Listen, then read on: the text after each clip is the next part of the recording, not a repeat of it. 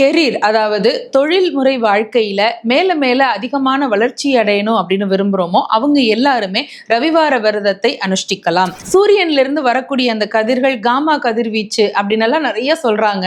ஆனா நம்ம ஆன்மீகம் பல ஆயிரம் ஆண்டுகளுக்கு முன்னாலேயே நம்ம கண்ணுக்கு முன்னால தெரியக்கூடிய பிரத்யட்சமான தெய்வமாக சூரிய பகவானை தான் நமக்கு சொல்லி இருக்கு. உலக உயிர்கள் எல்லோரும் நல்ல விதமாக வாழவும் உலகத்துல வெளிச்சம் பரவி பயிர்கள் தழைக்கவும் சூரிய பகவானுடைய அருள் இருந்தால்தான் அது எல்லாமே நடக்கும் என்பதனால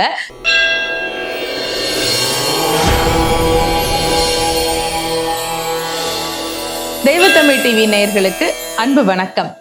நன்மை தரும் நம்பிக்கைகள் பகுதியில இன்னைக்கு நாம தெரிஞ்சுக்க போற செய்தி எதை பத்தி? சென்ற பதிவுல நாம யோசிச்சது ரவிவார விரதத்தை பற்றி தெரிந்து கொண்டோம் இல்லையா? அதனுடைய தொடர்ச்சி தான். இந்த ரவிவார விரதம் இருக்கிறதுனால இன்னும் பல நன்மைகள் இருக்கு. யாருக்கெல்லாம் தங்களுடைய கெரியர் அதாவது தொழில்முறை வாழ்க்கையில மேல மேல அதிகமான வளர்ச்சி அடையணும் அப்படின்னு விரும்புறோமோ அவங்க எல்லாருமே ரவிவார விரதத்தை அனுஷ்டிக்கலாம். சூரிய பகவான் நம்ம கண்ணுக்கு முன்னால தெரியக்கூடிய பிரத்யட்சமான ஒரு பெரிய சக்தி. அது பூமியில இருந்து 15 கோடி கிலோமீட்டர் தொலைவுல இருக்கு.